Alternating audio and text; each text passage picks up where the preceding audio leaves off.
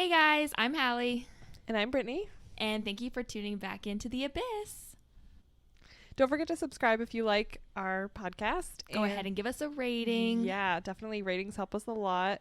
And subscribe on whatever platform that you love to listen on. We'd love to have you listen in every other week.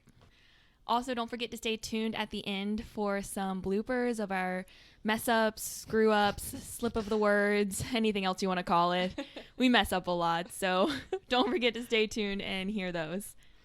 This week, we're bringing you the second part of our two-part series on Robert Hansen. And if you remember last time, we introduced Robert Hansen, a notorious serial killer from Alaska. We talked about his kind of background, his growing up, and his first brushes with the law, and some of his first victims. At this point, we left off with Cindy Paulson, who was a survivor of Robert Hansen and really the person that cracked the case wide open for the police. She had just escaped when we left off, so you want to take it away? Yeah, let's go ahead and jump into it.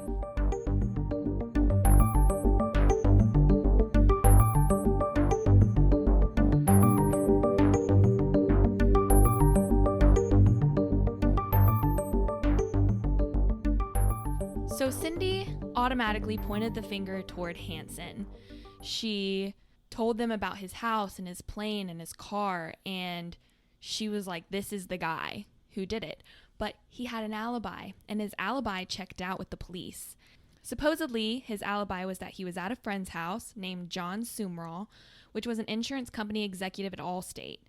And he was there from 5 p.m. to 11:30 p.m. that night, repairing a seat for his airplane. Then, after that, he went to stay at another friend's house named John Henning until 5 a.m., where he left to go to the airport to install the seats into his plane. Now, Sergeant Floathy knew that Hansen had to be their guy. Too much stuff matched up with what Cindy said, and knowing Hansen's past records, he was like, this has to be our guy.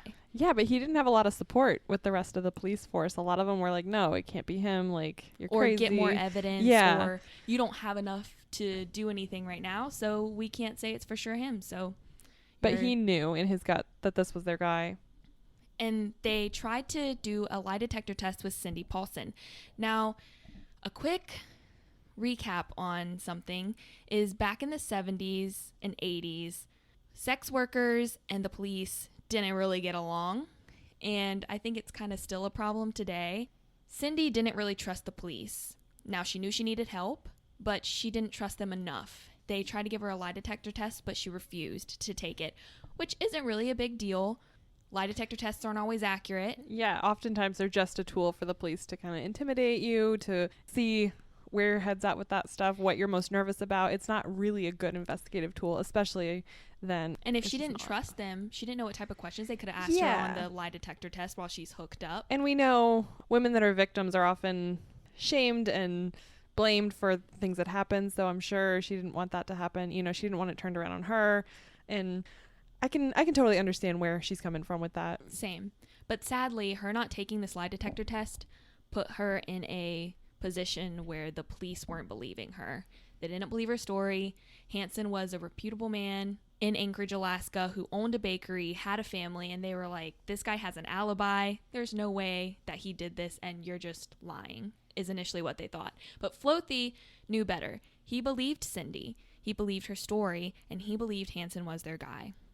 And on October 23rd, 1983, Floathy interviewed Bivens, who was an old neighbor and hunting buddy of Hansen. And Bivens actually placed him at a lot of the places where they had found bodies.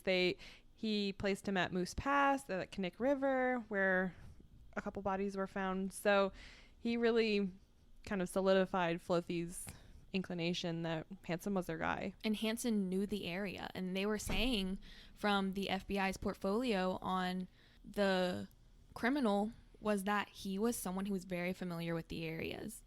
The two friends that gave the alibis for Hansen were interviewed again, and this time they were threatened or explained how perjury works, how they were lying, that they could be liable, they could face jail time even. And Floathy was determined that it was Hansen, so he was like, this alibi has to be flaky. Like, we need to re-interview these guys. So he was like, if you're not telling the truth, you're going to get in serious trouble. And both of them were just like, okay. And they told him the truth. And the truth was that the alibi was nothing. It was complete garbage. None of it was true. And they didn't know his whereabouts the night of Paulson's abduction. On October 27th of 1983, investigators actually took Hansen in for questioning. And they served search warrants on his home and his car. And they found quite a lot. The reason they got the search warrant in the first place was because of an insurance fraud claim that was put against Robert Hansen. So it wasn't for any murders yet. It was just for this insurance fraud. And while they were searching, they didn't find the weapons that they were looking for in his house, any weapons that matched the crime scene shell casings. But the car was also cleaned. No evidence was in the car. They searched every square inch that they could, and finally it was up to the attic. And in the attic, they found a little section in the attic rafters that had some crazy things in it. And it was like they hit the jackpot at the end of a rainbow. It was like the skies cleared and they had what they needed. Yeah, in that little space, they found 5 guns, including a .223 caliber Mini 14 rifle. The murder weapon. They also found an aviation map. And on this map, there were little X's on quite a few different spots. This map is on our website, theabysspod.com. If you want to go pull it up real quick, you can see what we're talking about as Brittany explains it. And there's also a picture of the little hole he had in the rafters with all of his guns and different things. They had this map, and they also found the same map behind his headboard as well. So 2 hidden spots and kind of illicit things happening there. They also found jewelry. They found newspaper clippings about the dead women, and we've read a couple places that they had found some like driver's license or IDs of a couple of the women, but we can't say for sure. He was definitely taking trophies and information about the women. He definitely was keeping up with what was happening at the very least. And during the interview with Hansen, they brought up the map and showed it to him, but he wouldn't give any details on some parts of the maps. So it was just speculation that there could be more women buried at these sites, because some of the points that were already on it matched up with where they had found Sherry Morrow and Paula Goulding and all these different women, including so Annie. It made sense that each X represented a body. But you have to remember, at this time, it was winter. It was real cold. There was lots of snow around there. They couldn't just go out and dig up a body as easily as you might, in Florida be able to do. Yeah. This is when Frank Rothschild kind of comes into play. He's the assistant district attorney. He had mentioned to Hansen that they believed that these marked bodies on his map. He said, quote, "He was mild-mannered Bob the baker, and as I am looking at him, all of a sudden he transformed. The hair on the back of his neck stood up, and his neck got red, and he was pissed. I can still see him when he got livid like that." Hansen had a different side. He was able to get aggressive, and he was able to be put on edge, and something about that map really ticked Hansen a little bit. And Rothschild also said, quote, "Before you sits a monster, an extreme aberration of a human being who has walked among us. Not even his wife of 20 years had any inkling of his dark evil side. His crimes numb the mind." That's an intense phrase. Numb the mind. And he said a monster sits before you. On November 3rd, 1983, Robert Hansen was indicted with first-degree assault and kidnapping, with 5 accounts of misconduct in possession of a handgun, theft in the second degree, and theft by deception and insurance fraud. This was just a way of keeping him in custody until they got back the ballistics on the guns to make sure that it was 100%, without a doubt, the murder weapon. And they would have to wait until November 20th for ballistics to come back and match the gun to the casings found at the grave sites. Which it did. On February 18th, 1984, Hansen pled guilty on 4 counts of first-degree murder. He pled guilty for the murder of Acclutant Annie, Joanna Messina, Sherry Morrow, and Paula Goulding. But he didn't even know the names of any of these women that he killed. That's how little he thought of them. He was so detached from them. And the way he even knew that he had murdered Acclutant Annie, Messina, Morrow, and Goulding was because the police were able to make that connection, but he didn't know their names. He only knew where the bodies would have been dropped, and that's how they connected them. He didn't even really see them as human. And that's why Aklut Annie is still never ID'd, is because even though he confessed to killing this woman, he doesn't know her name. He explained to the police that he only killed the women if they started a fight or if he lost control of the situation, you know, if they asked for more money, things like that. Tried to run away or escape. If it sort of broke the illusion in his mind that they wanted to be there. I guarantee if he would have caught Cindy when she was running, he would have killed her because she was defying what he thought was she was a prime example. He confessed to raping even more women, but letting them go. So it did make sense that he didn't kill every woman that he raped. He only killed the ones that defied his fantasy. He also confessed that he had no one to talk to during all of these murders, and he had tried to go to confession at church multiple times. He would walk outside, he would try to go up the steps, but he never made it inside to go to confessional. But he was desperately trying to talk to someone about what crimes he had committed. On February 22nd, 1984, he arranged a plea deal to only be charged with those 4 murders. And in exchange for that, he would provide information on the rest of the murders, the locations of the bodies and, you know, any information he had on what had happened. But he wouldn't be charged with any of those murders, just those 4. He also made a deal that if he cooperated to telling them all of the information about the other women he'd murdered, that he would not be placed in a maximum facility prison and instead would be placed in a federal facility prison, so a better living environment, more relaxed. Overall, he murdered 17 women and raped 30, and he really targeted exotic dancers, sex workers, people sort of on the fringes of society that were looked down on and not really paid attention to when they go missing, or they didn't have as many people missing them, so he thought of them as more or less not human, like not to the standard of everyone else, just because they were sex workers and exotic dancers. So he thought that they were easy people to just get to go with them and no one would miss them, which is very sad because we know that tons of people were distressed over their loved ones being gone. Yeah, it's still someone's loved one. It's still a human being, they but still have a life. He didn't see it that way. Now, what we mentioned before about Cindy peeing on that towel comes into play really big during this investigation now, because it was just proof that she was there. He even confessed to Cindy's abduction at this point. And we have a recording of his confession, and we'll play some parts for you now.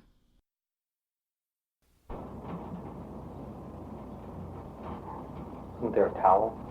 Yeah, okay, a towel. I threw that with some other dirty laundry I had, and I threw that in my wash machine, put some soap with it, push a button, and just forgot about that. That went through its normal cycle. And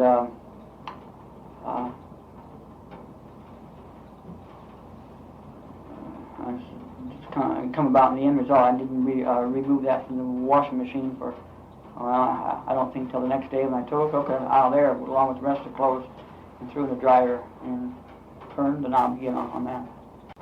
They go there and don't find what they're looking for. You know, they told me what they were looking for. You know, they were looking for this, that I had bound this girl up with a chain or something or other, and that there was a towel there that she had gone to or peed on the floor, and that she'd wiped it up with that. And when I was moving that couch back, and when I come back to my home there from, I seen the towel in there, and I'd seen what was in it right away, you know, so I put that in the washing machine to get it clean. Get rid of it too, you know, so it wouldn't be around there. There's also another recording that we'll play for you now, which has to do with Hansen's confession on when he raped Cindy in the basement. His view on what happened. Which, if you listen while he talks, we kind of hear it as him trying to sound like he was being a decent person when he obviously was not. So we're going to play that for you and let you hear it. We drove to my home. out in Muldoon. And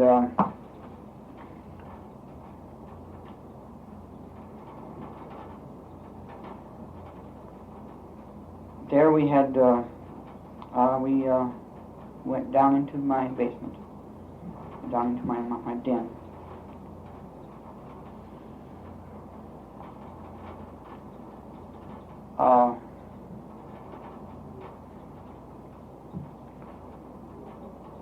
All I do is I turn on the television set and so forth, and we sat there on the couch for a little while.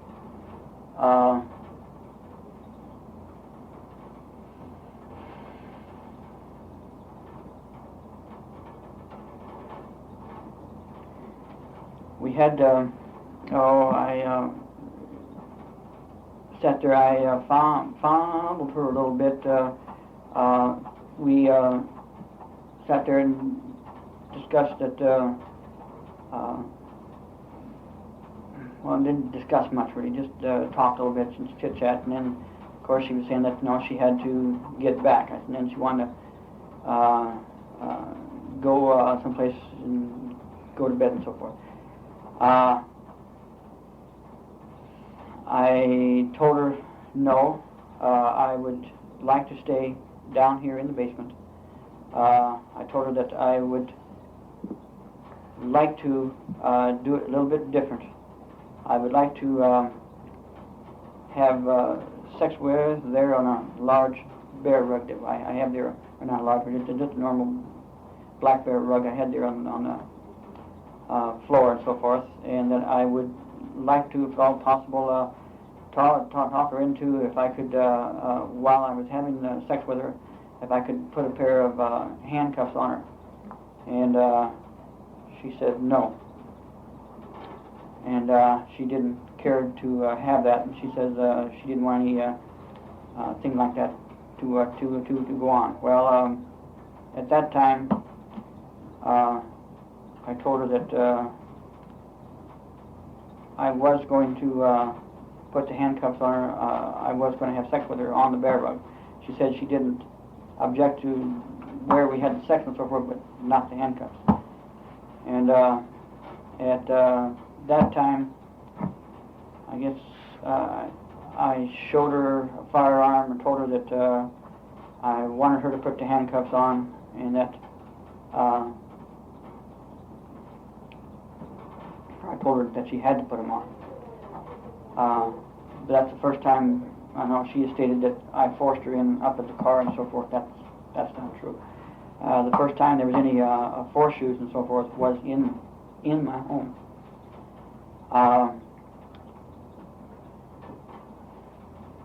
And it is true there, I had sex with her there on the bear rug and so forth in my home. On February 27th, 1984, Hansen was sentenced to 461 years plus a life sentence. There we go. What I like to hear. And he had no chance of parole, so he was not ever going to see the light of day again, which is definitely at least a little bit of what he deserved. And as part of his plea deal, he went up in a plane with the police officers and showed them where the burial sites were for the rest of the women. Yeah, the police marked it on the trees or in the ground with a flag or anything like that. So that way, whenever the snow would melt, that spring they could go back out and dig up all of those graves that Hansen had confessed to there being a body at.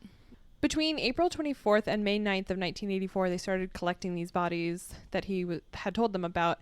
They actually found 2 bodies that were marked on his map that he wouldn't admit to, though, which is an odd part of the case. Yeah, I don't know why he wouldn't admit to those bodies when he had admitted to 17 others. Yeah, like what's 2 more when you're already sentenced, you've already made your plea and everything. So there's something different about these women. Was if he hated them more, so he didn't want to give the satisfaction of closure to their cases, or if he blocked them out for some reason, or just didn't want to acknowledge them for, some reason. There was something about them that was different than the other victims. Some personal connection that he wanted to just keep under wraps, because I think it was a big deal too that he didn't want his family to know or see all of the details of him in this case, because right.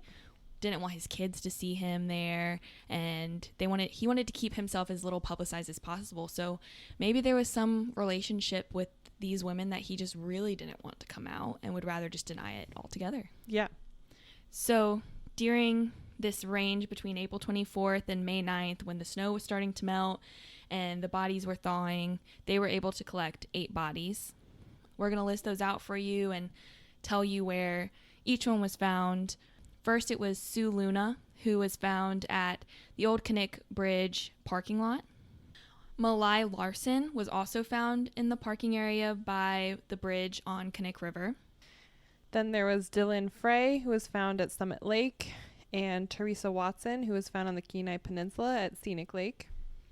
Angela Fadern found at Figure 8 Lake, and Tamara Peterson, which was found about 1.5 miles from the same bridge on Kinnick River. So Kinnick River was definitely a big spot for him.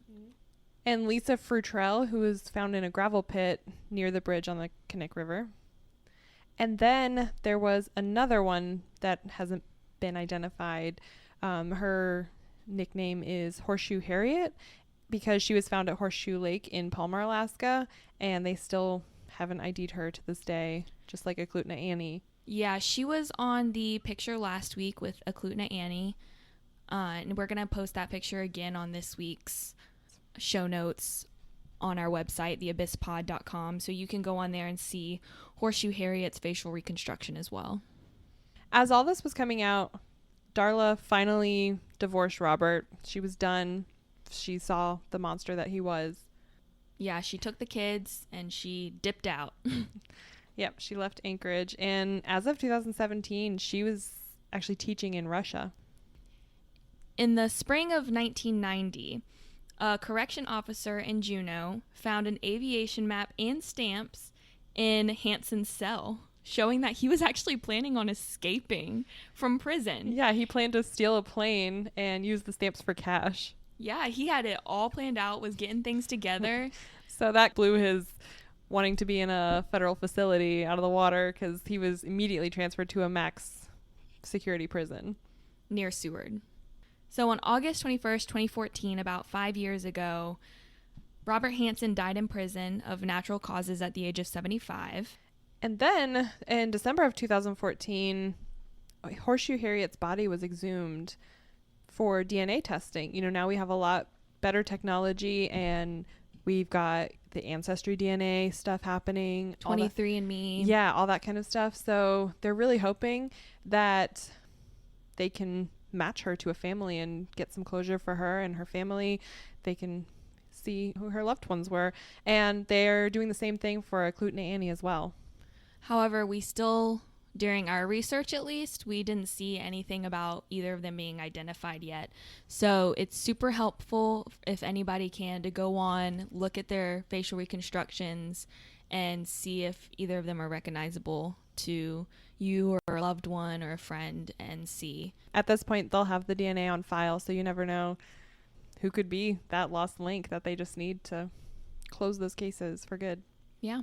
All it takes is one person to say something and you can help a case. Well, that wraps up our Robert Hansen case. Thank you for listening to this 2-part series of Robert Hansen, and we hope that you guys tune in 2 weeks to listen to our next episode. Go ahead and hit the subscribe button. Follow us on Twitter and Instagram. Like our Facebook page, and we have a group on Facebook where we'll have discussions about the cases we cover, and you can submit your own ideas and suggestions for future cases. And you can find us at The Abyss Pod. And we thank you so much for tuning in. We'll see you next time. Bye.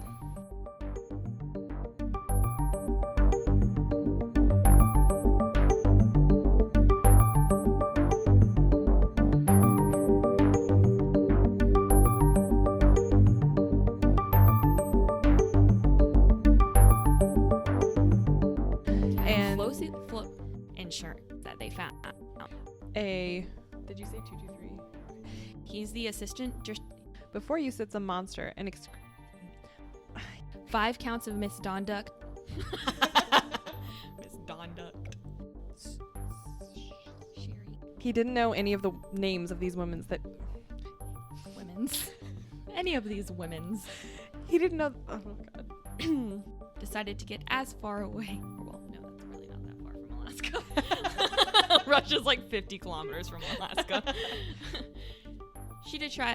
She decided to jump over the Bering Sea and just... Is that the Bering Sea? I don't know. You can help figure out a missing person. No. You can help